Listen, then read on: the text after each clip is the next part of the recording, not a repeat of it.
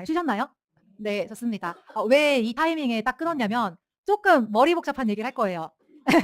그래서 약간 그 기억력과 이 머리를 조금 리프레시하시고 좀 산뜻하게 좀 들으면은 이제 잘 될 것 같아서 이제 그 중간에 한번 끊었고요. 예.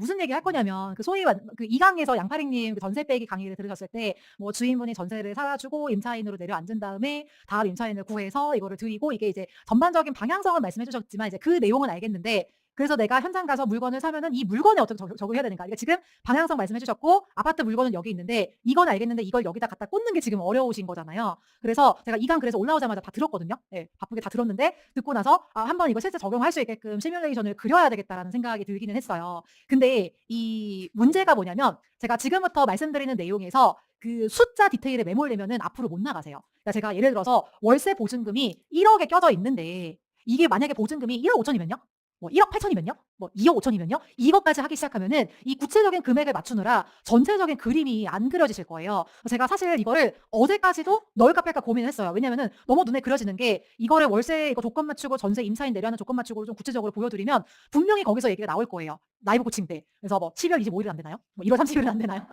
전세 보증금이 3억이 아니라 뭐 4억이면 어떡해요? 이게 분명히 나올 것 같아서 파리님이 굉장히 고생하실 것 같거든요. 라이브 코칭 하실 때. 그래서 고민을 했는데 그래도 뭔가 이거를 구체적으로 이렇게 구현하는 거를 보여드리는 게 지금 시장에서는 의미가 있겠다는 생각을 했어요. 그래서 보여드리긴 하지만 여기에서 막 저 뭐 대출이 얼마라면요? 이런 숫자 이제 있지도 않은 가상 상황의 숫자를 들이밀어서 이렇게 하면 안 되나? 이런 것들을 고민하는 거는 이 그림을 이해하는데 하나도 도움이 되지 않아요. 그래서 일단 이런 그림이구나 이 그림을 눈에 담으시는데 중점적으로 생각을 하시고 구체적인 대응은 현장에 가서 뭐 부동산 사장님이 이 계약이 안전하게 거래되게끔 하려고 돈을 받으시는 거잖아요. 같이 상의를 해 보신다든가 많이 고민되시는 물건이 있다면은 매물 코칭에서 뭐 코치님과 상의를 해 보신다든가 하는 방향으로 대응해 가시면 좋을 것 같아요. 자, 제가 지금 최종 이제 물건이 3 개가 남은 상황을 가지고 왔어요. 우리 2 번, 5 번을 걸러내고 1, 3, 4가 남았거든요. 공교롭게 월세 낀 거, 전세 낀 거, 입주 물건 하나하나씩 남았어요. 자, 그래서 이제 1 번 701동 맨합동의 12층이고 여기가 언덕이다 보니까 맨합동이 수리만 된다면 전세는 4억 7천 정도는 충분히 나갈 수 있어요. 뒷동하고 그래도 가격 차이가 있기 때문에. 근데 상황은 1억에 150 월세 안고이고요. 올해 말에 12월이 만기래요. 갱신권은 안 썼는데 이 집이 기본집이다 보니까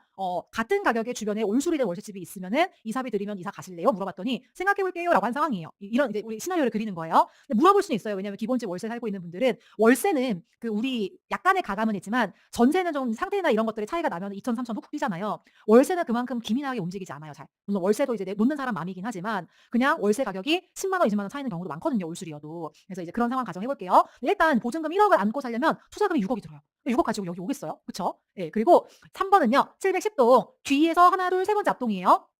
여기는 매매가가 6억 7천이고 예상 전세 4억 5천인데 실거주용 올수리예요. 그래서 이거 내가 전세를 놔야 되잖아요, 입주 물건인데. 근데 매도인이 주인 전세를 살면서 그다음 임차인을 맞출 수 있게 협조를 해 준다고 그랬어요. 그래서 만약에 전세를 4억 5천에 낮추면은 이제 실투자금이 2억 2천에 들어오다 보니까 내 종잣돈에 딱 떨어져요. 그다음에 마지막 여기는 이제 6억 5천에 매매가가 나와 있는데 임대용 올수리가 되어 있는 물건이고 3억 9천에 시세보다 6천만 원 낮은 전세를 안고 사야 돼요. 근데 여기가 갱신권을 썼어요. 이거 동그라미 썼다는 거예요. 그래서 만기는 26년 7월이다 보니까 돈이 한 10개월 정도가 더 묶여야 되는 상황이 됐어요. 그래서 실투자금은 2억 6천이 드는데 내년 여름이 지나면은 6천을 증액할 수 있을 것 같아요. 현재 시가대로 만약 좀 운 좋아가지고 그때까지 전세가가 조금 더 상승하면 조금 더 전세 상승분을 받을 수도 있겠죠. 자, 이제 이 각각의 물건을 만들 때 조건들이 있을 거예요. 조건을 볼게요. 일단 월세 낀 물건을 투자금 6억을 들여서 인수를 하려면 일시적으로 큰 금액을 융통할 수 있어야만 이 월세 낀 물건을 내가 접근할 수 있을 거다라고 생각하시는 경우가 많아요. 근데 우리가 이 상황을 만약에 예상 전세를 놓자면 4억 7천이 된다라고 가정을 해볼게요. 자, 그리고 이것도 다 가상의 시나리오긴 한데요. 월세 낀 물건들은 보통 주담대가 껴있는 경우가 많아요. 주담대 없는 월세도 있지만 그렇게 많진 않고 보통 집주인이 담보대출을 좀 받아서 보태가지고 월세를 놓고 이 월세를 받아서 담보대출 원리금을 갚는 식으로 진행되는 경우가 훨씬 많거든요. 자, 그래서 이 집에 월세 보증금 1억 들어있고 주담대가 1억 5천이 껴져 있고 매도인 돈이 자기 돈이 4억 5천인 집이다라고 가정을 해볼게요. 다시 말씀드리지만 이 보증금 주담대가 1억 5천이 아니고 2억이면 어쩐가요? 이거를 생각하는 거는 이 그림을 이해하는 데 도움이 되지 않아요. 자, 그럼 이런 식으로 진행을 하는 거예요. 이 월세입자한테 좀 이사비를 지원해 줘서 이 사람이 같은 금액에 나와 있는 이 단지의 다른 월세집, 수리되어 있는 다른 월세집으로 이사를 가기로 했어요. 그래서 월세입자를 내보내야 되잖아요. 그러면은 세입자를 예를 들어서 이 날짜는 예시예요. 날짜보다는 순서에 주목을 해 주세요. 자, 우리가 내일 세입자를 퇴거를 시켜요. 퇴거는 이사 나간다는 뜻이에요. 이 사람 나갈 때 보증금 1억 줘서 내보내야 될 거잖아요. 근데 매도인이 보통 돈이 있으면 상관이 없는데 그 돈이 없다고 생각을 해 볼게요. 우리가 다 이걸 해결을 해야 돼요. 그러면은 매매 계약금은 보통 매매가 7억에 10%니까 7천만 원 정도를 주는 게 통례죠. 그다음에 중도금을 3천 정도 얹어줘서 내가 1억을 만들어줘요. 우리가 이 단지 투자를 했을 때 그래도 2억 얼마 정도는 이제 종잣돈을 갖고 있을 거 아니에요. 투자를 생각했다라면은. 그러면은 매매계약금 7천에 중도금 3천을 줘서 1억을 만들어요. 그럼 1억으로 세입자 보증금을 반환해서 내보내요. 그럼 이 이후로 이 집은 공실이 되죠. 그다음에 아까 말씀드린 대로 주택담보대출이 있는 집에는 전세입자의 전세대출이 나와요, 안 나와요? 안 나오는 경우가 많아요. 모든 은행이 그런 건 아니지만 대부분 그래요. 그러다 보니까 이 근저당까지 말소시키면은 우리가 전세입자를 받기에 괜찮은 조건이 될 것 같아요. 여기까지 따라오셨어요? 그래서 내가 이 대출을 갚아주려고요. 예, 제가. 그래서 중도금을 일으켜요. 전세 계약금 5천, 중도금 1억. 이건 무슨 뜻이냐면요. 9월 26일에 전세입자가 들어왔어요. 그러면은 4억 7천에 10%니까 4,700이지만 계산이 복잡해요. 그냥 5천만 원 전세 계약금 입금했다고 할게요. 그럼 이 주담대 갚아야 되잖아요. 전세 계약 시점에 전세 대출을 일으키진 않아요. 전세 대출을 언제 일으키냐면요. 전세 입주일로부터 보통 한 달 전에 접수를 하고 심사를 해서 전세에 들어가는 당일에 나와요. 전세 대출이. 그러니까 전세 계약할 때는 이 주담대가 있어도 상관없는 거예요. 얘가 없어야 되는 시점은 언제냐면 세입자가 전세 대출 심사 넣을 때 그 전까지 없어지면 되는 거예요. 그래서 이 사람 전세 계약금 5천 받고 중도금을 1억을 제가 줘요. 그러면은 1억 5천 만들어졌죠. 그럼 이걸로 주담대 끄는 거예요. 그러면은 이 집에 있는 부채가 해결이 돼요. 여기까지 해서 월세입자 보증금 내주고 주담대도 상환을 했다 칠게요. 그럼 이 집은 공실 상태에 비어있는 깨끗한 집이 되는 거예요. 이제 뭐만 들어오면 된다? 수리하고 사람만 들어오면 돼요. 그래서 그 중간에 뚝딱뚝딱 어떻게 수리를 했어요. 중도금도 줬으니까 수리업소도 받고 해서 뚝딱뚝딱 수리를 해가지고 세입자가 12월 26일 날 2달 뒤에 전세입자가 들어온다라고 해볼게요. 전세입자가 지금 4억 7천에 들어오는데 계약금 5천 줬죠. 남은 잔금이 4억 2천을 주고 들어와요. 이때까지 소유권 누구예요? 매도인이에요, 나예요? 매도인 집인 거예요. 매도인 집에 이거 세입자 내보내고 매도인 집에 내가 중도금 넣고 매도인 집에 전세 잔금을 해서 들어왔어요. 전세 대출 받고. 그럼 이제 나는 뭐 해야 돼요? 이 전세를 승계해서 소유권 이전을 해야 되잖아요. 그렇죠? 그래서 이 상태로 우리가 소유권 이전을 그 다음에 받는 거예요. 근데 지금까지 들어온 돈, 전세 잔금 이런 것들까지 다 받았을 때 매매가 7억 중에 6억 7천이 건너갔거든요. 그 남아있는 잔액 3천만 원 정도의 소액을 나중에 넣으면서 소유권 이전을 하는데 여기에서 옵션으로 알아야 되는 게 뭐냐면 이 전세입자 입주일로부터 소유권 이전까지의 그 기간을 조회하는 게 은행마다 달라요. 소유권 실제로 전세입자가 들어오기 전까지만 집주인이 변동이 있는지를 보고 전세입자가 전세대출 일으켜가지고 집에 들어간 뒤에는 그러니까 전세대출 받아간 뒤에는 우리는 조회 안 해요 하는 은행도 있어요. 1금융권에서도. 근데 다만 이게 내일 되면 바뀔 수도 있어요. 이게 정말 이 강의가 편집돼서 올라갈 때는 은행 대출이 바뀔 수도 있는 거예요. 이건 알 수 없어요. 그래서 아예 안 보는 은행도 있고 3개월 뒤까지 한 번 더 조회를 해봐요 라는 은행도 있고 최장 6개월 뒤까지 조회를 할 수도 있어요. 라고 말하는 은행도 있어요. 그러니까 기왕이면은 이런 조회 조건이 없는 대출을 세입자분이 받으시면 좋긴 하겠죠. 근데 그렇지 않더라도 최장 이제 6개월 정도까지 이걸 끌 수 있으니까 이런 조건을 좀 협의를 해서 적절히 시간을 두고 이제 잔금 날짜를 잡으시면 돼요. 그러니까 대충 이런 그림인 거예요. 여기서 뭐 1월 7일이냐 뭐 2월 7일이냐 이거는 이게 협의된 이후에 부차적인 날짜 조율할 때 문제이고 이런 그림으로 진행된다라는 걸 아는 게 중요하고요. 순서는 뭐냐면 살고 있는 사람 내보내요. 그다음에 여기에 잡혀 있는 대출이 있으면 중도금 줘서 그걸 꺼요. 그리고 이 금액을 마련하기 위해서 내가 그거를 꺼줄 수 있으면 꺼주고 매도인이 얼마간 자기가 갖고 있는 돈이 있으면은 그걸로 대출담대를 끌 수도 있고 뭐 이제 당연한 사례는 아니지만 부동산 사장님이 갖고 계신 마통을 빌려주시는 경우도 있어요. 예, 근데 이건 당연한 거 아니니까 사장님한테 맡겨놓은 돈 요구하듯이 저 이런 거 빌려주세요 이럴 거 아니시죠? 예. 근데 사장님들이 거래를 하다 보면은 좀 이렇게 좀 이 돈이 안 맞아가지고 이게 안 되는 경우가 있다 보니까 그래도 마통 같은 범위를 갖고 계시는 부사님들도 계시고 또 모르죠 뭐 저보다 앞에 왔던 사람들한테 빌려주느라 사장님의 여력이 없으실 수도 있어요. 근데 어쨌거나 이제 그렇게 도움을 주시는 경우도 현장에서는 가끔 있어요. 그러니까 이 돈을 어떻게 만들지는 그때 상황에 맞게 이 사람들이 그 매도인과 매수인과 사장님이 모여가지고 머리 맞대고 이 자금 계획은 세우는 거고 상황에 맞게 일단 그림은 이렇게 돼요. 그러면은 이 집이 6억이라는 돈을 융통을 하는 게 아니라 2억 3천의 투자금이 드는 거예요. 7억에 사서 전세를 4억 7천에 놓으니까. 그 다음에 임대용 수리로 정말 간략하게 아직 이 연식이 막 샤시를 해야 될 정도의 연식까지는 아니어서 임대용 수리 간단하게 수리비 2천 들여가지고 하면은 실투자금이 2억 5천 정도가 드는 거예요. 그래서 매도인으로부터 수리나 전세 협조 된다면. 근데 월세를 놓는 매도인들은 보통은 막 자기가 어떤 잔금 예정이나 이런 명의를 빼야 되는 상황이 아니면은 이 월세 비용만 보존해주면 웬만하면은 오케이를 해주시는 경우가 많아요. 다른 뭐 전세입자나 뭐 집주인이 사는 집보다. 그러니까 뭐 월세를 일부러 막 편하게 갈 수 있는 걸 막 일부러 월세 낀 물건을 찾으러 다니는 것도 안 맞지만 월세 낀 물건도 지금 시점에 여러분 걸러보시면 안 돼요. 오히려 조건 맞추기가 쉬운 게 월세 낀 집일 수도 있어요. 다만 만기 일정 이런 거 확인해 보셔야 된다는 거. 그다음에 710동 13층은 주인분이 전세로 내려앉으면서 전세 놓는데 협조를 해주신다는 물건이잖아요. 이것도 주인 전세 조건 만드세요라고 얘기하는데 알긴 아는데 좀 이제 확 와닿지 않는 느낌이실 수도 있어요. 이 그림은 어떻게 되는 그림이냐면 좀 깊게 찔러볼게요. 우리 밥잘님이 매물림장 가면 좀 깊게 찔러보고 와라 막 이런 말씀 하셨잖아요. 예, 그래서 주인 거주 입주 물건을 4억 5천의 전세를 놓으려고 해요. 그래서 주인분을 전세입자로 내려앉히면서 전세 세팅할 수 있는 조건을 만드는 걸 보여드릴게요. 자, 6억 7천이에요. 집주인이 살고 있는 거는 보통은 주담대가 껴있죠. 예, 올 현금으로 자기 집에 살고 있는 주인들이 그렇게 많진 않아요. 그래서 한 2억 정도 주담대를 끼고 있고 매도인 돈이 4억 7천 들어있는 집이라고 가정을 해볼게요. 그리고 역시나 날짜는 예시입니다. 순서에 주목해주세요. 일단 계약을 할 때 매매 계약금 7천만 원을 내요. 이것도 6억 7천에 10%면은 막 6,700인데 100단위 그냥 복잡하니까 제가 7천이라고 했어요. 예, 계산의 편의를 위해서. 이때 매매 계약을 하면서 이 주인분이 전세로 사는 거예요. 여기서 잠깐 제가 불안해서 혹시나 매도인이 전세로 사는 이유는 뭐냐면요. 매도인이 집주인에서 전세입자로 바뀌면은 매도인은 여기 계속 살고 있는데 이 집주인이 나아가 되는 거예요. 그래서 내가 소유권을 가지고 오는데 이거 이 강에서 나오는 내용이에요. 근데 내가 소유권을 3개월 이상 갖고 있었을 때 이 집이 전세 대출이 나오는 집이 돼요. 그래서 매도인들이 보통 집을 팔고 그 다음날 이사 가지 않잖아요. 집을 팔고 그 다음에 이사 가기까지 한 2, 3개월 정도 걸리잖아요. 그 기간 어차피 집 팔고 거주하는 동안 집주인으로 거주하지 말고 세입자로 거주를 해달라. 이런 요건인데 이거를 그 약간 이런 거에 대한 이해도나 경험이 없는 분들은 이제 좀 불편해. 나 그냥 실거주자한테 팔면 되는데 왜 내가 전세입자로 내려앉으면서 이렇게 곤란하게 이런 것까지 써 복잡해. 나 이거 몰라. 이렇게 생각하시면서 카트를 하실 수도 있어요. 근데 이걸 받아들이는 사람들이 있어요. 어떤 사람들이냐면 갈집 사놓은 사람들. 예. 근데 생각해보세요, 여러분. 이게 현장에 이런 물건 반드시 있는데요. 지금 매도인들이 집을 팔면은 거기보다 더 좋은 데로 가요? 안 좋은 데로 가요? 보통은 더 좋은 데로 가죠. 그럼 좋은 데는 집값이 더 빨리 올라요? 더 늦게 올라요? 더 빨리 올라요. 그 다음에 실거주자들은 보는 범위가 우리만큼 넓어요? 좁아요? 좁아요. 그러니까 내가 보던 그 단지에서 물건이 하나, 두 개 팔리면서 호가가 올라가면 마음이 어떻다? 급하다. 근데 그 급한 정도가 우리처럼 넓은 곳을 보는 사람들보다 훨씬 급해요. 예. 왜냐면 내가 보는 단지가 한정적이기 때문에. 그래서 반드시 이제 그런 물건을 찾으려면 현장에 나가는 빈도를 높여야 되겠지만 이런 시장에 반드시 갈집 먼저 사놓은 사람들이 분명히 있어요. 예. 그런 집이 안 나오는 상승장을 본 적이 없어요. 다만 그런 물건을 내가 만나야 되는 거죠. 그래서 현장에 많이 나가보셔야 돼요. 근데 그런 경우는 내가 갈집 사놨으니까 불안하잖아요. 그러니까 이렇게라도 해가지고 자기가 해주겠다고 해요. 왜냐면 어차피 나 거기 나갈 날짜는 정해져 있으니까. 예. 그러면은 이런 조건이 서로 이제 윈윈한 조건이 만들어지는 거예요. 물론 이런 상황이 없어도 이걸 협조를 해주는 사람들이 있어요. 이해도가 있는 분들은. 아니면 능력 있는 사장님들이 조건을 만드시는 경우도 있지만 이제 어쨌든 제가 말씀드리는 요지는 찾아보면은 나올 수 있다라는 거예요. 그래서 실제로 가능한 것이고 지금도 누군가는 이렇게 하고 있어요. 예. 그런 상황이다 보니까 어쨌든 이제 매매 계약과 전세 계약을 동시하면서 전세입자로 내려앉는 거예요. 아, 제가 이거 혹시나 해서 하나만 더 말씀드릴게요. 왜 이 3개월이 떠야 되는지가 궁금하지 않으셨어요? 전세대출이 왜 3개월이 지나야 나와요? 근데 은행에 전화해보면 인지부조화가 와요. 그렇다라고 해가지고 신한은행 전화해보고 국민은행 전화해봤더니 우리는 그런 거 없는데요? 라고 얘기를 하면은 뭐지? 강의에서 난 3개월이라고 배웠는데 은행에선 그런 거 없대. 같은 날짜만 아니면 안 된대. 라고 얘기를 하거든요. 근데 이제 이강 교재를 보시면 거기 나와 있는 게 뭐냐면은 이 3개월은요.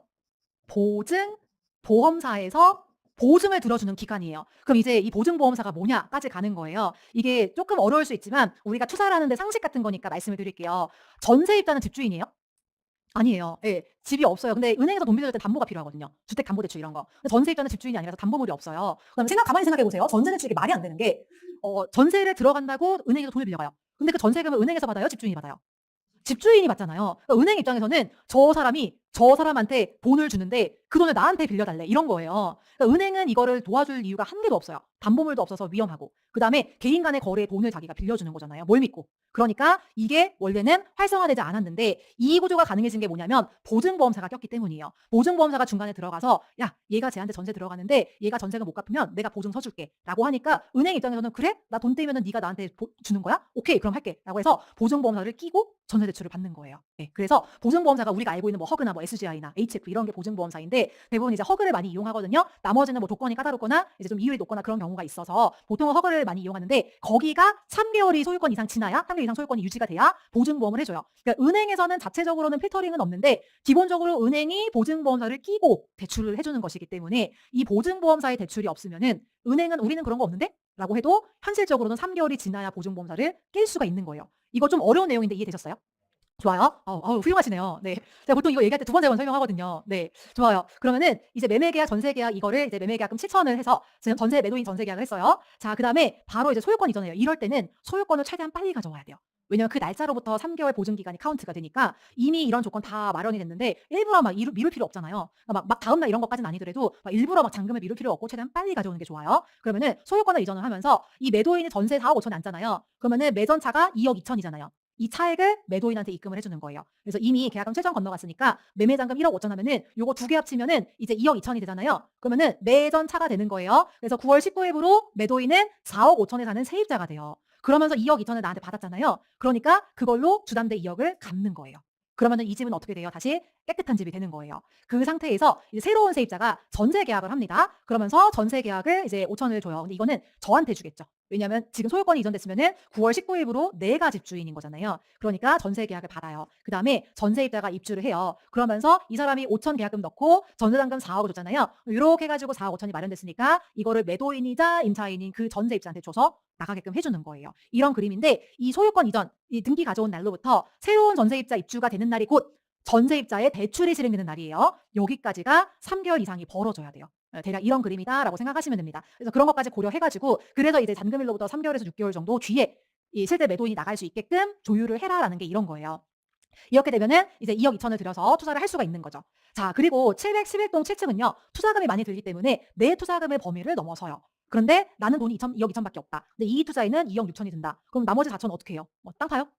이거 뭐 대출이라도 끌어서 갖고 와서 해야 되는 거잖아요. 근데 여러분께서 이제 잘 배우셨기 때문에 이제 소스라치게 놀라세요. 네? 대출을 쓰라고요? 저는 대출 열반기초에서 대출 써서 투자하지 말라고 배웠는데요. 이렇게 말씀하시는 경우가 있어요. 일시적으로 유동성이 확보가 되어야 이런 711동 같은 새끼 물건을 할 수 있어요. 근데 제가 지금 강의에서 대출 받아서 투자하라고 얘기를 한 거잖아요. 그러니까 여러분 강의 여기 쓰실 때 온라인도 마찬가지예요. 제가 진짜 앞뒤 맥락 다 잘라놓고 막 결론만 막 잔자님이 비교평가 강의에서 뭐 대출 받아서 투자해도 된다고 했다. 이렇게 앞뒤 다 잘라놓고 이것만 쓰시면 곤란해요. 대출은 받으면 안 돼요. 근데 대출이 리스크가 되지 않는다면 리스크가 되지 않는 선까지는 받아도 돼요. 근데 그 선이 사람마다 주관적이면 안 되는 거잖아요. 그래서 그 선을 말씀드릴게요. 자, 낮은 세를 안고 매수를 할 때 대출을 일부 활용할 수 있어요. 매매가는 6억 5천, 올 수입 물건 중에 최저가예요. 현재는 3억 9천이니까 투자금이 2억 6천이 들지만 내년 7월이 되면은 4억 5천으로 올리면서 6천만 원 올려받아서 대출을 상환하는 거예요. 1년 내에. 왜 1년인지 아세요?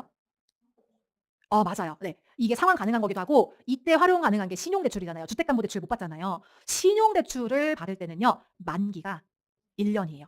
예. 1년이 지나면은 신용대출 만기가 지나잖아요. 그러면은 그때 정책 상황에 따라서 감액 상환 요구가 될 수 있고요. 연장이 안 될 수도 있어요. 어떻게 연장이 안 되지? 내가 직장을 계속 다니고 있는데 이게 궁금하시죠? 근데 실제 21년 하반기에 왜 이 하락장이 시작이 됐냐면요. 물론 이제 기본적으로 가격이 올라서도 그렇지만 이 너무 이제 주택의 가격이 올라가고 불량이 계속되고 대책을 뭐 24번인가 26번인가 냈는데도 이게 안 되다 보니까 특단의 조치를 내린 게 뭐냐면 대출 올스톱. 네. 신용대출, 마통, 주담대, 전세대출 포함 올스톱을 시켰어요. 그러니까 대한민국이 난리가 났죠. 그래서 전세대출 풀어주고 신용대출도 뭐 일부 감액으로 풀어주고 했었거든요. 그러니까 그런 정책이 언제 나올지 모르는데 안 나올 수도 있죠. 근데 정말 재수가 없어서 더 경험했거든요. 그 대출 올스톱이 8월 말에 됐어요. 제가 10월 만기에 돌아오는 신용대출이 있었어요. 물론 이제 그때 어떤 상황이었냐면 제가 잔금 치고 수리하던 중이어가지고 대출을 일부 썼었는데 그 전에 뚫어놨던 마통 만기가 10월 말인 거예요. 근데 8월 말에 대출 올스톱이 됐어요. 제가 얼마나 불안했겠어요. 예. 이거 안 되면은 제 물건 경매 넘겨서라도 이거 갚아야 되는 거잖아요. 근데 그런 일이 얼마든지 일어날 수 있어요. 다행히 이 대한민국 자본주의 사회가 대출 없이는 굴러갈 수가 없는 사회이기 때문에 곧 해제가 됐고 특히나 전세대출을 그렇게 막아버리니까 사람들이 엄청 분노를 해가지고 일주일 만인가? 그 금융위원장이 나와서 이제 뭐 기자회견하면서 사과하고 당시 대통령님까지 나와서 전세대출 시장 없게 하겠다라고 했지만 사람들이 이제 이게 대출이 막힐 수도 있다라는 거를 인지를 해버린 거예요. 근데 이런 일이 얼마든지 발생할 수 있잖아요. 근데 그게 내 신용대출 만기면 어떡해요? 그러니까 100번 중에 99번 살아남아도 한 번 걸리면 안 되는 거잖아요. 근데 369처럼 걸리지 마라, 걸리지 마라 하면서 이걸 지낼 수는 없단 말이에요. 그러니까 이게 1년 내에 상환을 하면은 이런 일이 생겨도 내가 상환하고 끝낼 수 있으니까 내가 망할 가능성이 없어요. 그래서 1년 내에 상환을 해야 된다. 1년 내 연 저축액으로 감당이 돼야 된다라는 거를 말씀을 드리는 거예요. 근데 저는 이게 제 경험 안에 있으니까 내가 겪은 일이니까 이게 정말 중요하다는 걸 저는 알거든요. 근데 그런 시기를 경험하지 않았거나 간접적으로만 지켜보면서 경험했던 분들은 이게 내 상황이 될 수 있겠다는 생각을 못 해요. 저도 못 했거든요. 네. 그렇기 때문에 아무리 돌다리를 두들겨 보고 지나가도 지나치지 않다라는 게 이런 대출이에요. 하지만 내가 유리하면 활용해야죠. 그러니까 이 물건은 내년 7월 만기니까 1년 내 갚을 수 있잖아요. 그러면은 이때는 썼다가 만기 때 올려받으면서 확정적으로 상환하는 거예요. 대출 갚을 수 있는 각이 나와야 돼요. 이거 올려받든 내가 벌어서 갚든 둘 중에 하나는 돼야 돼요. 근데 이때 리스크는 없는 거죠. 왜냐? 1년 내 상환이 끝나게끔 내가 설정해 놨으니까. 예. 그래서 이럴 때는요. 대출을 활용하는 거예요. 그러니까 자본주의 사회에서 레버리지를 안 쓸 거면 여러분 여기 와서 투자 왜 하겠어요? 그러니까 레버리지를 쓰겠다고 지금 여기 와서 투자하시는 거잖아요. 근데 나한테 리스크가 안 되게끔 잘 써야 되거든요. 그래서 대출을 싼 가격에 사고 얘가 가격이 싸고 조건이 좋았잖아요. 그다음에 리스크를 없애주는 전략적인 선택인데 다만 조건은 1년 내 확정적으로 상환이 가능해야 된다. 근데 이런 경우가 있어요. 이제 그 마음속으로 겉으로는 아니라고 하시지만 마음속으로 2억 6천 가지면 이 단지 안 보일 것 같은데? 나는 더 좋은 거를 7억 5천에 4억 9천에서 2억 6천 이 투자금 어차피 대출 쓸 거 이렇게 갭으로 해가지고 다른 단지를 보고 싶은데? 라고 생각하실 수도 있어요. 실제로 질문도 주시고. 근데 이 부분 같은 경우는요. 이 대출이 내가 1년 내에 상환이 안 될 수도 있고요. 실제 투자하시면 취득세도 들어요. 예, 시집세가 1,000만 원, 2,000만 원 나오거든. 수몇백만 원 나올 수 있거든요. 그것까지 하면은 더 커지는 거고 전세 세팅하다가 전세가 안 나가서 가격 낮추면 대출을 더 내야 돼요. 그러니까 실제 투자 진행하다 보면은 내가 생각한 투자금보다 거의 대부분 더 들어요. 그러면 대출 규모가 커지는 거잖아요. 그럼 일단 일정 기간 저축이 안 돼요. 그만큼 다음 투자도 미뤄져요. 근데 리스크 대응도 안 돼요. 그리고 전세 세팅하다가 말씀드린 대로 추가 종잣돈이 들 수도 있어요. 이럴 때 대출은요, 내 마음의 욕심이에요. 조금 더 좋은 거 사고 싶어서. 근데 6억 5천짜리보다 7억 5천짜리 사가지고 나중에 몇 천만 원 더 벌 수는 있거든요. 근데 그러면은 가액은 달라지겠지만 버는 금액으로 봤을 때, 수익으로 봤을 때는요. 근데 왼쪽 거 사면은 뭐 이제 돈 못 벌고 오른쪽 거 사면은 뭐 엄청 경제적 자유를 이루고 은퇴할 수 있어요? 그런 거 아니잖아요. 그렇기 때문에 이 욕심을 다스릴 줄 아는 게 우리가 투자를 배우는 이유예요. 예. 근데 이 욕심을 다스리지 못하면 제가 손실 봤었던 마이너스 마인드가 되는 거예요. 그래서 투자 리스크가 증가하고 다음 투자가 밀리기 때문에 이런 선택은 좋지 않다. 그래서 왼쪽이라면 저는 적극적으로 내가 감당할 수 있다는 계량이 된다면 매수를 할 것 같아요. 제가 걱정되는 마음에 저는 이제 확인을 해야 되는 이 마음이 있어서 조건 좋고 싼 물건에 시세보다 낮은 가격의 전세입자가 들어있는데 향후 1년 내 확정적으로 상환이 가능할 때 낮은 전세 세안고를 대출을 일부 활용해서 매수를 검토할 수 있어요. 근데 1, 2, 3번은 엔드 조건이에요. 다 충족시켰을 때는 대출을 써도 돼요. 근데 다시 한번 이제 온라인 분들도 강조하지만 이거 앞뒤 다 잘라먹고 대출 써서 투자해도 된다. 이것만 이제 강의 후기에 올리시면은 제가 슬퍼요. 아셨죠? 네, 좋습니다. 그러면은 이렇게 조건을 만들었어요. 자, 우리 협상까지 한번 해볼게요. 조금만 더 나가서. 자, 낮은 월세 낀 물건 기본집이라고 협상을 해야 되겠죠. 월세 꼈잖아요. 기본집이잖아요. 아무리 그래도 이제 뒷동이긴 하지만 올수리 된 거랑 지금 얼마 차이가 나는 거예요. 라고 하면서 협상을 해볼 수 있겠죠. 물론 마음속으로는 이 조건이 된다면 얘가 상당히 괜찮은 물건인 거 알고 있어요. 하지만 입 밖에 나가는 말은 다른 말일 수 있는 거예요. 예. 그 다음에 중간에 이제 710동 가서는 또 얘 1번을 가지고 깎아야죠. 얘 선호도 높은 앞동인데 얘가 아무리 기본집이어도 3, 4만 원밖에 차이가 안 나지 않냐. 원래 5천 이상 차이가 나는데 네 집이 좀 비싸다. 이런 협상을 해볼 수 있는 거예요. 그 다음에 맨 뒷동 가가지고는 동도 710동이 낮죠. 수리 상태도 실거주용 온수리니까 낮죠. 모든 조건이 여긴 주인 거주도 맞춰준대. 모든 조건이 다 나은데 네 집이 돈이 더 들면서 더 뒷동이고 수리 상태도 별로잖아. 네 집이 710동보다 나은 게 뭐가 있어? 라고 물론 이제 이렇게 반말하시면 안 돼요. 경어체로 잘 저도 예쁘게 말할 거예요. 실제로는. 그러면서 이 710동을 가지고 711동을 저라면 깎아볼 것 같아요. 네. 그래서 이런 식으로 서로서로의 조건 상황을 잘 파악하면은 제가 아까 말씀드렸잖아요. 협상을 할 때 근거를 가지고 설득할 수 있다라고 말씀을 드렸잖아요. 이렇게 말하지만 받아주는 건 매도인 마음이죠. 하지만 근거를 가지고 협상했을 때 좀 듣기도 좀 그렇지 않으세요? 내가 710동보다 나은 게 하나도 없네? 조금 500이라도 깎아줘야 되나? 라는 마음을 가지면은 그게 곧 협상이고 내고가 되는 거예요. 그래서 저라면은 우선순위를 일단 1번, 왜냐면 얘가 조건이 괜찮고 확정적으로 돈을 올려받을 수 있어요. 예. 그러면 얘가 1번이 될 것 같고요. 저라면은 이 월세 한고 물건을 얘가 그래도 앞동이니까 황금성이 엄청 좋을 거거든요. 이런 애들은 좀 수리해 놓으면은 전세는 그냥 걱정 안 하고 나갈 거예요. 그래서 좀 이 물건을 어떻게든 만들어 보려고 하는 거를 먼저 해볼 것 같고요. 이 주인 거주 물건이 좀 조건이 괜찮거나 정말 올수리가 너무너무 잘 돼 있다라고 하면은 한 2.5번 정도로 이 친구도 고려를 해볼 것 같아요. 근데 저는 이제 아마 월세 낀 물건을 우선순위에 두신 분들은 없을 텐데 저는 월세 물건이 의외로 세입자만 나간다면 조건을 만들기에는 유리하다라는 걸 어느 정도 알고 있기 때문에 저라면은 일단 절대가가 7억이면 앞동에서 괜찮다라고 하면은 이 월세 낀 물건도 적극적으로 깊이 찔러볼 것 같습니다. 네, 여기까지가 이제 단지 그 매물 물건별 비교 평가이고요. 실제 들어가는 비용을 정확히 체크를 해야 돼요. 일단 1단계는 동층향 선호도를 잘 파악을 하고 이게 그냥 선호를 한나를 넘어서 실제 가격에 영향을 준다까지 가야 된다라고 말씀드렸어요. 그 다음에 두 번째는 수리 상태이고요. 실거주용 올수리, 임대용 올수리, 기본집 올수리, 그 다음에 신축은 옵션 유무 파악해야 된다. 그리고 차시가 되면은 그래도 1,000만 원 이상 전세가는 더 받는다라는 말씀을 드렸고요. 마지막 세 번째는 점유자 조건에 대해서 말씀을 드렸어요. 갱신권 썼는지 안 썼는지, 세입자가 전세인지 월세인지, 입주 물건은 주인 전세가 되는지 이런 것들을 파악을 해보시면 됩니다. 자, 여기까지 했을 때 끝났지만 혹시 이제 지방 투자하시는 분들도 이 강의를 꽤 많이 들으세요, 보니까. 그래서 지방편을 사실 지방이라고 해서 이게 완전히 다른 프로세스는 아니거든요. 다만 이제 우선순위는 달라질 수 있기 때문에 지방편은 간략하게 넣었어요. 지금까지 해놓은 거를 약간 리바이벌하는 측면으로 넣었는데 지방 같은 경우는 특징이 각 도시별로 핵심 가치가 달라요. 그러니까 대구와 부산과 뭐 광주 핵심 가치가 다르기 때문에 선호도도 다르기 때문에 이런 것들이 개별성이 강하다 보니까 지방에 좀 관심이 있으시면은 다음 달에 지방투자 기초반 강의를 하거든요. 저를 또 만나게 되실 거예요. 그래서 지방투자 기초반에서 조금 더 지역의 개별성에 대해서 깊게 공부하시기를 추천드리고 지방편은 우리가 지금까지 했던 거를 적용한다라는 관점으로만 빠르게 보도록 하겠습니다. 일단 지방에 대해서 뭔가 투자나 임장을 해본 경험이 없으신 분들은 꼭 알아야 되는 거를 이거 제가 사실 지방투자 실전반에서도 1시간 동안 얘기하는 거거든요. 1시간 동안 얘기하는 거를 3분으로 요약을 해볼게요. 핵심만. 자, 지방에선 인구가 수요예요. 네, 그래서 부산은 330만 인구, 대전은 145만 인구, 천안이 66만이지만 그 옆에 아산까지 연담화되어 있어서 아산까지 합쳐도 100만 인구예요.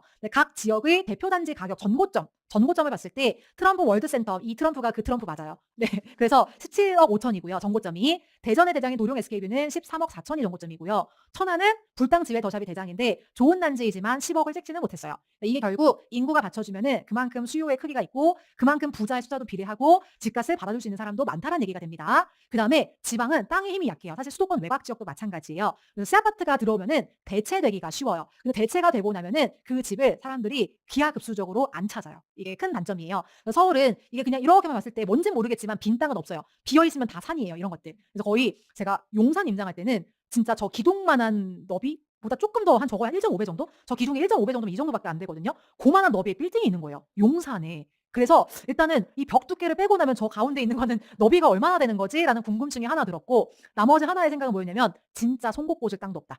송곳도 안 들어가겠다. 여기는. 이런 생각이 되게 강하게 했어요. 칼처럼 좁은 공간에도 다 건물을 지어놓고 뭔가를 하고 있어요. 그러다 보니까 진짜 빈 땅이 없는데 여기는 이제 천안이거든요. 보시면은 여기 중간중간에 이게 황토색, 여기 황토색, 여기 황토색. 이거 산도 아니고 그냥 논밭, 빈 땅 이런 데예요. 그래서 워낙에 빈 땅이 이렇게 많다 보니까 재개발이 필요가 없어요. 이거 막 조합원 이거 사인 받고 이것보다 그냥 저기 가서 빈 땅에 이거 땅 골라가지고 집 짓는 게 빨라요. 그래서 집 지을 자리가 너무 많다 보니까 대체가 잘 됩니다.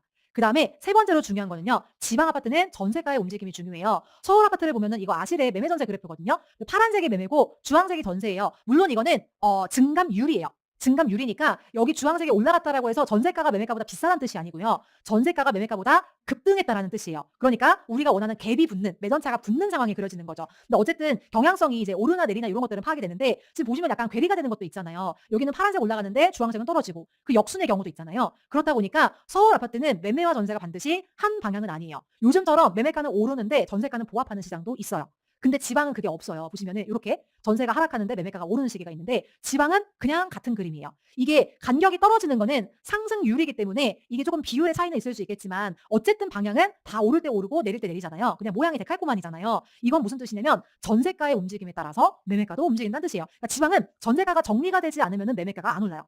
지방은 전세가가 오르면은 매매가를 밀어 올려요. 그래서 전세가에 뭐가 가장 영향을 주냐? 공급. 그러니까 집이 새 집이 남아 돌면 전세가가 내려가거든요. 이 공급이 전세가에 영향을 주는데 전세가가 매매가에 영향을 주니까 특히나 이렇게 전세가에 따라서 매매가가 움직일 수 있다. 즉 공급이 너무 중요하다라는 결론이 됩니다. 여기까지가 이제 제가 1시간 동안 그 지출실에서 설명하는 내용이에요. 물론 거기서 살을 좀 붙이지만 그러면은 우리가 가장 중요한 걸 알았어요. 그리고 지방 아파트를 같이 비교를 할 때는요. 각 지방별로 도시 규모가 달라서 인구가 1순위예요. 일단 규모가 크면은 수요가 넓고 수요가 넓다는 건 무슨 뜻이냐? 투자했을 때 내 집을 받아주는 사람도 많다라는 거예요. 전세입자 구하기도 쉬워요. 그래서 인구가 많은 게 중요하고 그다음 환경. 그러니까 조금 바깥으로 가더라도 어차피 차로 10분이냐 20분이냐 별 차이 안 나면은 차로 10분 더 가더라도 깨끗한 데 살아요. 근데 수도권은 어때요? 강남에서 2시간이 걸려버리잖아요. 이게 안 되지만 지방은 10분 더 가고 새 아파트에 산다. 이런 것들이 통하는 곳이에요. 그다음에 지방에서 의외로 학군이 중요해요. 근데 공부를 잘해서 학군이 중요한 게 아니라 그 동네 학군지에 누가 사냐면 부자들이 살아요. 그래서 내 아이 친구의 아빠가 의사, 내 아이 친구의 엄마가 변호사 이런 곳들의 커뮤니티가 형성되고 있기 때문에 그들끼리 살고 싶어 해서 학군지를 들어가는 경우가 많아요. 네. 그래서 이 학군이 공부의 의미라기보다는 공부도 중요하지만 이 부촌 커뮤니티와 연동이 되어 있는 게 지방도시 특징입니다. 그 이외 플러스 알파는요. 해당 지역의 직장이나 거기까지 가는데 소요시간이 교통 이런 것들이 중요하고요. 그 다음에 건물 가치는 수도권하고 똑같아요. 연식, 세대수, 그 외 선호도에 영향을 주는 거. 그 다음에 마지막으로 아까 전세가에 가장 큰 영향을 주는 게 공급이라고 했어요. 이 공급의 영향을 많이 받기 때문에 요 세 가지를 봐야 돼요. 자, 그러면은 우리가 지역 내에서 핵심 가치를 찾아야 되겠죠. 아까 1단계로 다시 돌아가는 거예요. 5시간 전으로. 자, 그러면은 핵심 가치 찾을 때 먼저 임장해요. 발품. 입지 분석해요. 손품. 그다음에 정보점 레벨 쭉 나래비 한다고 말씀드렸잖아요. 자, 발품 팔아보니까 저는 천안시를 말씀을 드릴 건데요. 이거 호갱노노에 그 연식 분위지도라는 게 있어요. 연식 분위지도. 호갱노노에 보시면 있어요. 그럼 파란색일수록 완전 최신축. 빨간색은 신축은 신축인데 나이 든 신축. 그다음에 주황색이 준신축, 회색은 구축이에요. 약간 직관적으로 신축이 어디 몰려 있나를 볼 수 있는데 전형적으로 이런 외곽 쪽 다시 바깥쪽 요런 데가 이제 신축들이 몰려 있죠. 그다음에 준신축은 걔보다 좀 안쪽에 있고 구축은 이 안쪽에 이렇게 몰려 있어요. 이게 무슨 뜻이냐면 원래 여기가 중심지였다가 확장하고 그다음에 요렇게 바깥으로 확장을 했다는 얘기예요. 왜냐면은 바깥에 빈 땅에 짓는 게 빠르니까. 예. 그래서 실제로 신축만 있는 곳들이 이렇게 있고요. 준신축, 구축만 있는 곳들이 이렇게 다 여기는 2000년대식 단지거든요. 그다음에 준신축 여기 있는 아파트는 한 2010년식 정도 돼요. 그다음에 저 멀리 있는 아파트들은 완전 초신축이고 여기는 이제 크레인 올라가는 것도 보실 수 있을 거예요. 요렇게 혼재가 되어 있는 곳들도 있어요. 정리하자면 동네마다 비슷한 연식의 아파트가 좀 몰려 있고요. 신축이 몰려 있는 곳은 아까 보셨다시피 꽤나 쾌적한 기분이 들어요. 근데 그 기분에 많은 돈을 쓰고 거주하러 와요, 사람들이. 이게 되게 중요합니다. 그다음에 천안의 특징은 제가 지금 천안을 가지고 사례를 드는 거예요. 우리 성북구 본 것처럼. 천안은 여기 경부선이 있는데 지상철이고요. 그다음에 여기 SRT나 KTX 고속철도가 있어요. 이런 것들이 굉장히 그 단절성을 주고 있는 요소가 되죠. 왜냐하면 지상철로 사람들이 건너갈 수가 없게 해놨으니까. 그리고 저쪽에 빈 땅이 있고 여긴 산업단지가 있어서 뭐 삼성, 뭐 디스플레이 이런 공장도 저기 있거든요. 그러다 보니까 이 외곽 쪽에 좀 산업단지가 있어서 직장을 가려면 요 외곽 쪽으로 사람들이 나가야 되는 부분이 있어요. 그리고 빈 땅이 되게 많다. 그냥 저기 가보면은 다 그냥 크레인이에요. 대한민국의 크레인 여기 다 갖다 놨나? 라는 생각이 드실 수도 있어요. 네. 이게 왜 그러냐면 천안시청이 굉장히 혁신적으로 원스톱 서비스를 실시를 했어요. 이 원스톱 서비스가 뭐냐면 집을 짓겠다는 인허가가 너무 어려우면은 비용이 들고 기간이 지체가 되잖아요. 그래서 인허가를 온라인으로 신청을 하면은 이거를 원스톱으로 처리를 해주겠다 해서 이 공급 인허가 내주는 이 일 처리 빠르게 해줬다고 무슨 상도 받았어요. 그러다 보니까 어때요? 공급, 인스, 막 원스톱, 통과 해서 이렇게 많이 지어지게 됐어요. 그래서 여기 보면서 조금 일 처리가 어려워도 될 것 같은데 라는 생각을 가지기는 했어요. 네. 그다음에 손품과 가격을 같이 볼게요. 2단계, 3단계는. 자, 입지를 보면요. 인구는 천안과 아산을 합쳐서 거의 100만 된다고 말씀드렸잖아요. 완전 광역시는 아니지만 준광역시급이기는 해요. 손꼽히는 규모예요. 지방 중소도시에서는. 환경은 아파트가 이렇게 점점점점 몰려 있는데 택지가 다수 있어요. 제가 이거를 연식을 너무 단지가 많아가지고 500세대 이상인가? 단지들만 필터링해서 이거 연식을 입힌 거예요. 이거 호갱노는 분위지도에서 세대수 이거 클릭해서 좌우로 이렇게 하면서 설정할 수 있어요. 예, 그러다 보니까 실제로는 더 밀집되어 있어요. 지금 대단지 기준으로만 가지고 온 거예요. 그리고 연식이 좋은 택지는 굉장히 쾌적하다는 거를 아까 사진으로 보여드렸고요. 학군은 불당중학교가 92%고요. 불모중학교는 사실 학업 성취 평가 결과를 내지 않은 시기에 신설된 학교예요. 그래서 이 학교가 어느 정도 공부를 잘하는지 퍼센티지는 알 수 없지만 기존의 천안의 1등 학교는 불당중학교였거든요. 여기보다 특목 자사고를 더 많이 보내요. 그래서 퍼센트는 안 나왔지만 이 불당중보다 더 잘하면 잘했지 못하진 않겠다. 매년 과학고를 5명에서 10명 이상 보내고 거의 뭐 공부 진짜 많이 보내는 해에는 한 반에 한 명씩 과학고를 보낸다는 얘기가 되거든요. 그러니까 공부를 되게 잘하는 거예요. 그다음에 플러스 알파는 삼성 디스플레이 산단이 여기 있어요. 그리고 교통은 이 어디를 가건 간에 산업단지가 다 30분대 이내에 들어와요. 진짜 많이 걸려야 25분 정도 걸립니다. 공급은 2025년 여기가 지금 우리 여기고요. 과잉이고요. 지금 26년은 부족이고요. 27년은 조금 애매해서 제가 아마 교재는 과잉이라고 써놨을 건데 사실 적정 입주량에서 크게 웃돌지는 않거든요. 그래서 제가 적정으로 일단 바꿔놨어요. 근데 이거는 언제 바뀔지 몰라요. 그러다 보니까 당분간은 공급이 좀 있는 상황이고요. 여기 생활권을 그냥 이런 게 있어요 정도로만 말씀드릴게요. 일단 요 아파트들이 모여 있으면서도 가장 1등 생활권 대상 아파트가 있는 곳을 불당동이라고 해요. 불당동. 그다음에 이 불당동 다음에 얘가 조금 이제 신축이 들어오기 전에 원래는 쌍용동이 주거지였어요. 그래서 아주 옛날에 90년대에 산다 하는 사람들은 이 쌍용동에 살았었고요.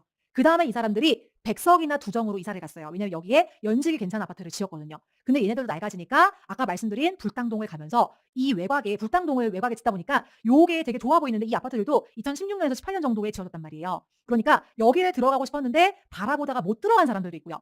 그다음에 여기 살다 보니까 이제 여기도 10년 차가 됐다. 좀 더 새 거를 나는 원한다라고 하는 사람들도 있어요. 그런 사람들이 차선책으로 어딜 갔냐면 성성동을 갔어요. 여기는 지금 짓고 있는 단지예요. 그래서 규모 자체는 불당동보다 작아요. 아마 가격도 불당동은 아직은 뛰어넘지를 못해요. 왜냐면은 여기처럼 공부 잘하는 학교, 뭐 학원 이런 인프라를 얘가 가져가지 못하거든요. 근데 불당동이 연식적으로 저물어가는 과정에서 성성동이 더 연식이 좋아 버리니까 사람들이 이쪽으로 옮겨가는 수요가 있어요. 그래서 지금 천안 내에서 2인자, 불당동의 인프라를 넘어서지 못하지만 연식적인 장점이 모여있는 단지들이 이렇게 있다 보니까 2인자 정도 역할을 하고 있고요. 이 산업단지를 건너서 외곽에 차안동이라는 신축 택지가 있긴 한데요. 규모가 작기도 하고 여기를 건너가는 길이 쾌적하지 않아요. 천안 사람들은 여기를 바깥이라고 생각합니다. 예, 그래서 이렇게 형성이 되어 있어요.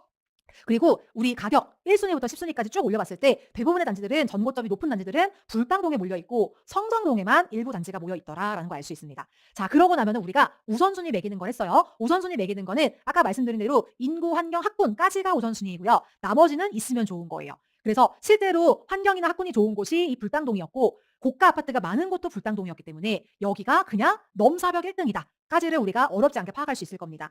균질하게 신축이 모인 환경을 좋아하고 불당, 성성, 그 다음으로 연식 좋은 생활권들을 우선순위를 매길 수가 있어요. 자, 이렇게 했을 때 우리가 이제 지역의 핵심 가치를 파악했어요.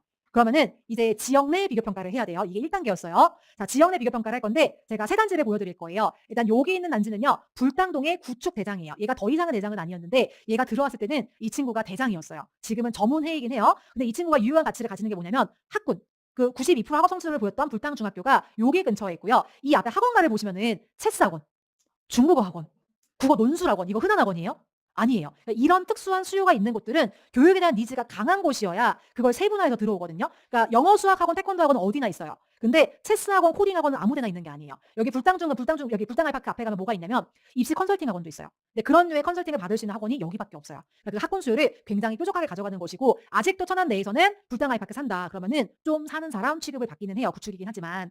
그다음에 두 번째 빨간색 단지인데요. 여기는 환서중학교가 여기 백석동이라는 곳이에요. 그래서 2010년대에 단지들이 많이 지어졌는데 2010년대 초반에 많이 지어졌다 보니까 지금은 10년 연사된 단지들이 많이 있어요. 그래서 이런 모습인데 뭔가 삐까번쩍하진 않죠. 막 높고 쭉쭉 뻗고 막 마천루가 화려하고 막 그렇지는 않아요. 근데 연식이 나쁘지 않은 단지가 단지 옆에 단지 옆에 단지가 있고 공부를 괜찮게 하는 학교를 끼고 있어요. 이 뒤에 있는 요 단지, 커서 움직이는 요 단지가 백석 더샵이라는 오늘의 비교 단지예요. 그래서 여기 백석동을 보시면은 생활권이나 연식이 양호하고 30평대이기는 해요. 근데 뭔가 특 장점을 가지고 있는 건 아니에요. 그러니까 아주 많이 빠지는 단점은 없는데 특 장점도 없는 무난한 친구인데 아이 키우기 괜찮다 정도의 인식을 가지고 있는 생활권이에요. 자, 마지막으로 외곽에 새로 생기고 있는 성성을 보여드릴게요. 여기는 그냥 사진만 봐도 어때요?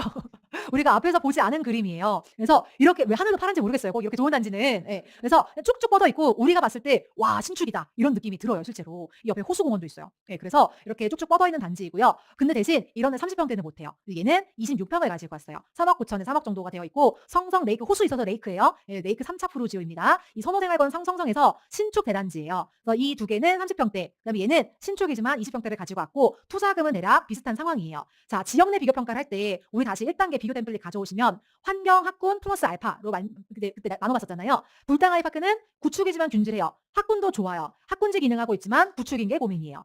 백석은 준신축에 균질해요. 환서중도 괜찮아요. 근데 학원가는 별로 없어요. 그리고 환경이나 연식은 양호한데 아주 특장점은 아니에요. 그래서 장점이 없다라는 게 고민이다.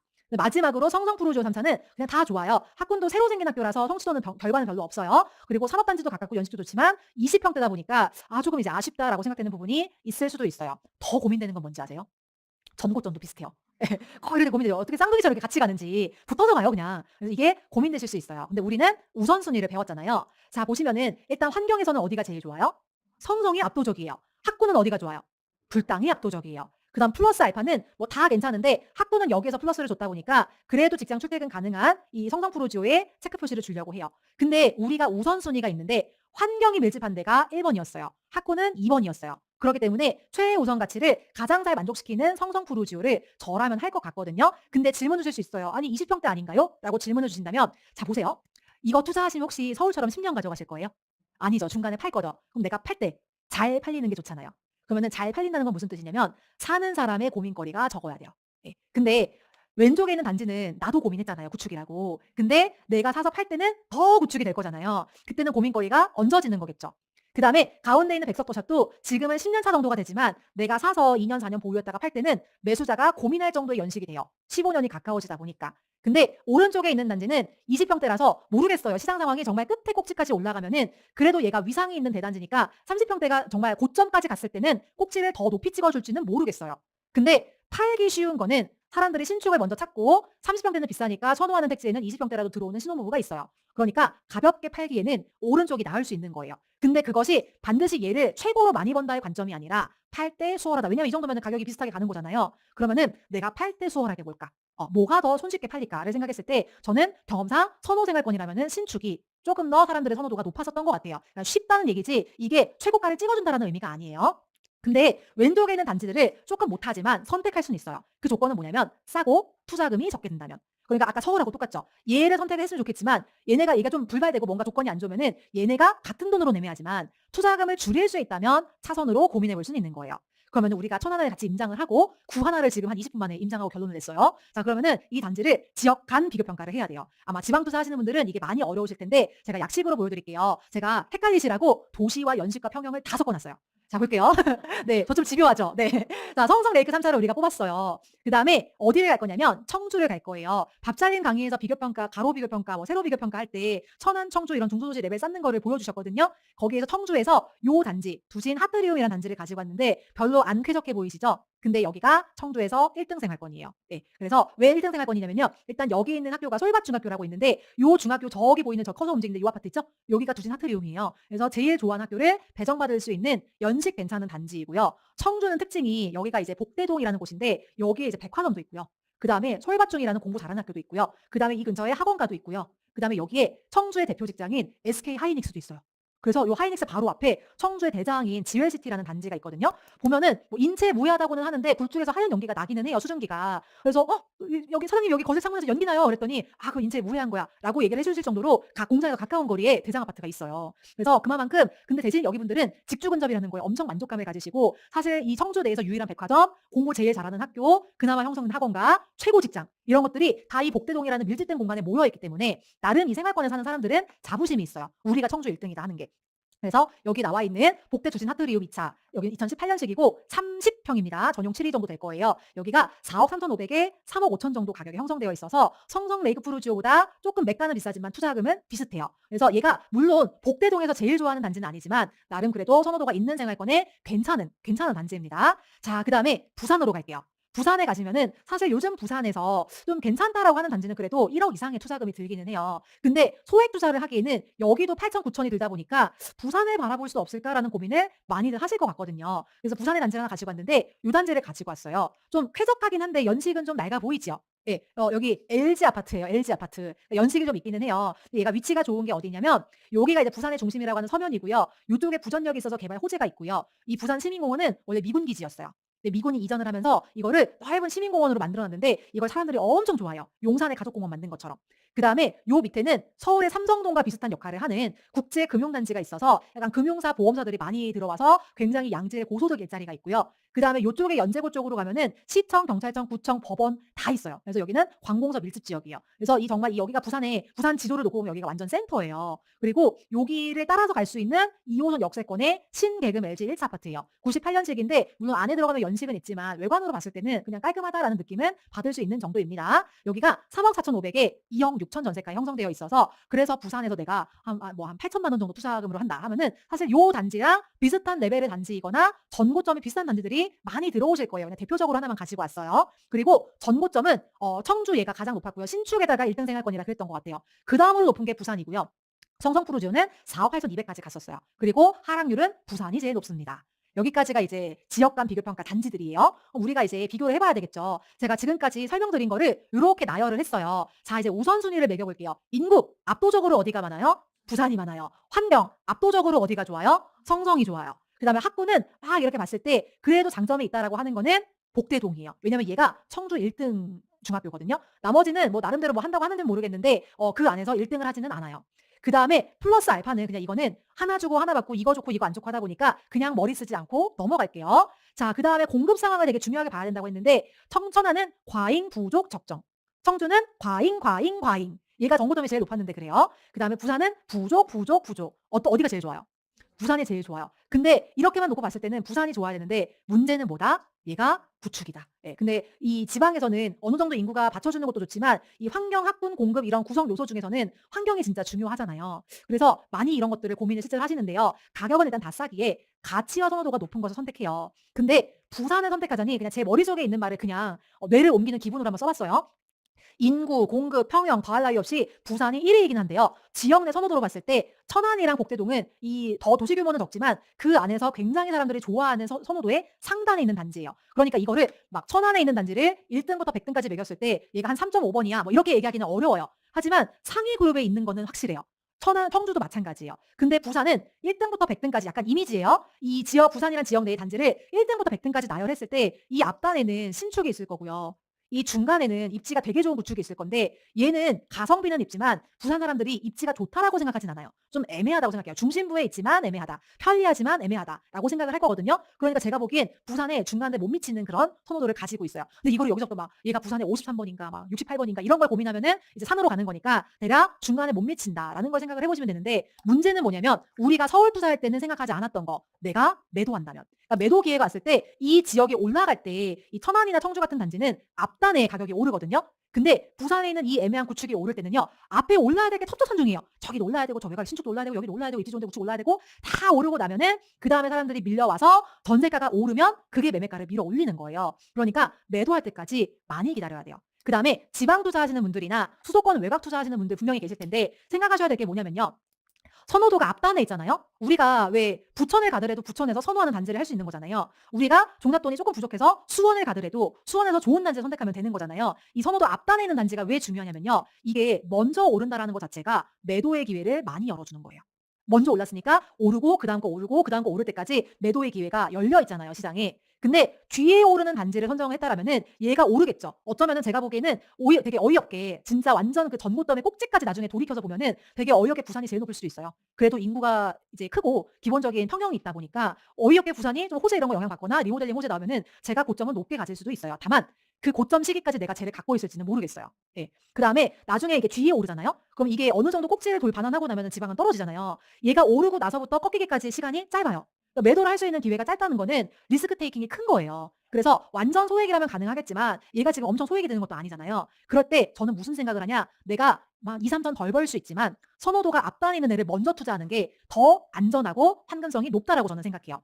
그래서 부산 이게 결국 매도해야 되기 때문에 여기 이게 다 포함된 거예요. 그래서 부산을 수리비를 포함한 투자금, 매도시 환금성까지 고려하면은 조금 이제 공급이 걱정되긴 하지만 천안은 지난 3, 4년간 계속 공급을 맞았어요. 그 가격을 바닥을 다져준 거기 때문에 물론 대비는 필요하지만 이 셋 중에 제가 선택해야 된다라고 하면은 어느 정도 공급 상황이 지속돼 와서 전세가가 바닥을 다지고 있는 구간인 천안을 청주는 이제 공급이 시작하거든요. 근데 천안은 한 3, 4년 동안 과잉 공급을 때려맞고 지금 이제 누워 있어서 누가 이제 공급이 들어오면 안녕 들어왔니? 입주 정리하고 나가. 나는 여기 있을게. 약간 이런 느낌이 됐어요. 이게 언제 회수가 될지 모르겠지만 시장이 움직일 때 먼저 움직이는 단지라고 하면은 제가 굳이 이 셋 중에 골라야 된다면 저라면 천안이 더 환금성이 높다라고 생각할 것 같아요. 그래서 물건별 비교 평가를 할 건데 이 3단계로 넘어왔을 때 이거를 왜 말씀드리냐면 제가 수도권에서 신축을 안 다뤘거든요. 물건별 비교 평가할 때. 수리비 이런 걸 다뤘잖아요. 그러니까 뭐 경기도나 아니면 수도권에서 신축 투자하시는 분들은 여기를 잘 보시면 좋을 것 같아요. 왜냐면 이 단지가 신축이기 때문에. 자, 여기 레이크타운 3차 프로지오를 최종 선정을 했어요. 근데 이 앞에 왕복 10차선 도로가 있습니다. 그래서 소음이 있고 단절성이 있고 여기는 그 도로 주행용 도로이기 때문에 저기 건널목이 없어요. 그래서 6교로 건너야 되고 이제 이 앞에 요 앞단에 그 시속 60km인가 그 과속 단속 카메라가 있고 거기 지나면 사람들이 무앙 밟잖아요. 저만 그러나요? 카메라 지나면 그러니까 지나기 전에는 밟았다가 이제 브레이크 밟았다가 지나가고 나면 무앙 밟으면서 여기 지나가지고 고가도로를 업어탄단 말이에요. 그래서 밟으면서 고가도로를 올라가기 시작하는 구간이 여기가 있어요. 그러니까 무슨 소리냐면 무앙하는 곳이라는 뜻이에요. 그래서 이 도로변에는 어느 정도 이제 소음이 있습니다. 이게 어느 정도로 넓은 도로냐면 이렇게 넓어요. 네, 그래서 여기 위에가 이제 고가도로고요. 여기를 올라가는 곳이고 여기가 우리 단지예요. 그다음에 여기 넘어갈 때는 6교로 넘어갑니다. 이렇게. 그래서 이런 곳이 있고 여기가 실제로 이런 모습이라는 거. 그다음에 이 옆에 저층은 도로 소음이 있긴 하지만 대신 이 앞에 산이 있어요. 산뷰가 보인다라는 장점이 있어서 찾는 분들은 또 여기를 찾더라고요. 근데 아무튼 그 옆에 상권도 이렇게 잘 들어와 있어요. 처음 제가 임장했을 때 완전 공실이 텅텅이었는데 굉장히 이제 잘 자리 잡았더라고요. 그래서 이런 모습을 보입니다. 네, 참고로 이런 동물병원은요, 그 동물을 돈 주고 치료할 만한 경제력이 되는 동네에 동물병원이 생겨요. 네, 그래서 이게 굉장히 크게 자리 잡았다는 거는 소득 수준이 어느 정도 된다는 뜻이고, 보시면은 이제 아이들 학원이나 밥집이나 이런 것들이 꽤나 깔끔하게 잘 갖춰져 있어요. 집 옆에 이런 거 있으면 너무 편하죠. 네, 그런 상황이고, 초등학교, 중학교가 없는 게 단점이었는데 올해 개교를 했어요. 네, 그런 상황입니다. 아직 졸업생은 없어요. 그래서 제가 여기에서 물건 3개를 가지고 물건별 비교 평가를 할 거예요. 이쪽에서는 302동, 303동 여기를 로얄동이라고 해요. 왜냐면은 뷰가 이렇게 뚫려가지고 아파트 뷰가 아니라 그냥 이제 공원 뷰, 이제 단지 뷰이거든요. 그래서 좀 사람들이 좋아하는 게 있어요. 그래서 물건을 가지고 왔습니다. 자, 일단 302동 7층이고 여기가 뻥 뚫린 뷰예요. 3억 9천의 입주 물건이고 제일 가격이 좋은 물건입니다. 근데 여기서는 B타입이 구조가 좀 못났어요. 네, 그래서 A타입에 대한 선호도가 좀 높고 가격이 한 2천만 원 정도는 차이가 나요. 그래서 최저가이지만 어쨌거나 B타입이라는 거 얘는 기본집의 공실이에요. 그다음에 다음 집을 볼게요. 302동에 21층이어서 아주 로얄층이죠. 그다음에 선호하는 A타입이에요. 원래도 얘네 둘이 2천만 원 정도는 차이가 나요. 그래서 타입에 따른 2천만 원 차이가 있는데 더해서 얘가 층이 좋기 때문에 사장님은 이 물건을 추천해요. 그다음에 막 엄청 시나리오를 엄청 세웠죠. 그다음에 여기가 전세 시세가 한 3억이 좀 안 되던가 3억 정도 되거든요. 근데 3억 이전에 전세도 들어있어요. 안 맞춰도 돼요. 다만 1월 되면은 만기 퇴거를 하시겠대요. 새 아파트 입주하신대요. 자, 그다음에 303동으로 갈게요. 여기도 동은 괜찮거든요. 근데 B타입이고 여기는 시스템 에어컨이 설치가 되어 있고 집주인이 거주 중인데 날짜는 맞춰주겠대요. 가격은 4억이에요. 마지막으로 308동이어서 맨 앞동에 5층이라서 약간 상가 소음은 있긴 한데 뭐 나쁘진 않아요. 좋아하는 A타입이고 좋아하는 A타입의 가격은 제일 비싼데 대신 여기는 입주할 때 풀 옵션을 둘렀어요. 그래서 시스템 에어컨에 막 엔지니어드 스톤에 뭐 탄성 코트 기본으로 다 돼 있고 문짝도 뭐 바꾸고 해가지고 하여간 주방 바닥에 타일까지 해가지고 완벽하게 약간 모델하우스처럼 해놓은 집입니다. 그리고 단지 내 전세는 한 개도 없어요.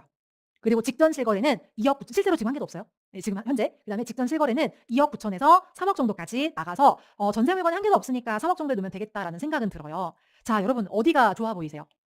이 전세 사장님은 요거 추천했어요. 전세 끼고 그다음에 선호하는 A타입의 로얄층이다. 그래서 보통은 아마 이런 물건을 사장님들이 추천 많이 하실 거예요. 그러면은 우리 이제 가르마 타야 돼요. 이제 묶어 가지고. 자, 보시면은 여기 같은 B타입끼리 한번 묶어 볼게요. 가격이 비슷하기 때문이에요. 가격으로 묶는다 그랬어요. 그러면은 B타입일 때 얘는 기본집이고 얘는 시스템 에어컨이 2개거든요. 근데 우리 시스템 에어컨 4개 다는데 얼마?